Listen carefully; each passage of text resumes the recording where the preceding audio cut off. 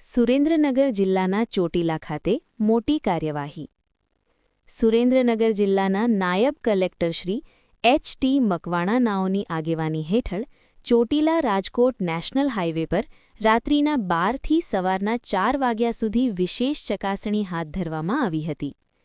ચકાસણી દરમિયાન કોઈપણ પ્રકારની પરવાનગી વગર, વાહતુક પાસ વિના તેમજ લાકડા કાપવાની મંજૂરી લીધા વગર લીલા લાકડાની ગેરકાયદેસર હેરફેર કરતા કુલ 15 આઈસર અને ટ્રક વાહનો ઝડપાયા હતા. આ તમામ વાહનો અને લાકડાનો મુદ્દામાલ મળી કુલ ₹2,40,00,000નો મુદ્દામાલ જપ્ત કરી મામલતદાર કચેરી ચોટીલા ખાતે ખસેડવામાં આવ્યો છે. વાહન માલિકો અને ડ્રાઈવરો વિરુદ્ધ સૌરાષ્ટ્ર વૃક્ષછેદન ધારો 1951 હેઠળ નિયમ મુજબ કાયદેસરની કાર્યવાહી હાથ ધરવામાં આવી છે. વન સંપત્તિની રક્ષા માટે પ્રશાસન દ્વારા આગળ પણ કડક કાર્યવાહી ચાલુ રહેશે તેવી ચેતવણી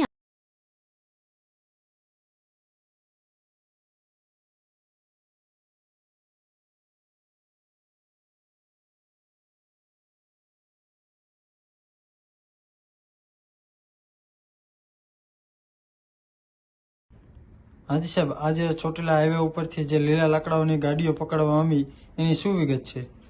આજે રાત્રિના 12 વાગ્યાથી સવારના 4 વાગ્યા સુધી અમારી નાયબ કલેક્ટર પ્રાંત ચોટીલાની ટીમ સાથે મગરીખડાથી મોરડી સુધી જે નેશનલ હાઈવે 47 આવેલ છે ત્યાં આકસ્મિક રીતે તપાસણી કરવામાં આવેલી હતી અને આ તપાસણી દરમિયાન કોઈપણ પ્રકારની પરવાનગી લીધા વગર કે વાહતુક પાસ સિવાય અને કાપવાની મંજૂરી લીધા સિવાય લીલા લાકડાનું વહન કરતા કુલ 15 આઈસર છે જપ્ત કરવામાં આવેલા છે, જે કુલ મુદ્દામાલ થાય છે ₹2,40,00,000 પૂરા નો મુદ્દામાલ જપ્ત કરી અને મામલતદાર કચેરી ચોટીલા ખાતે રાખવામાં આવેલ છે.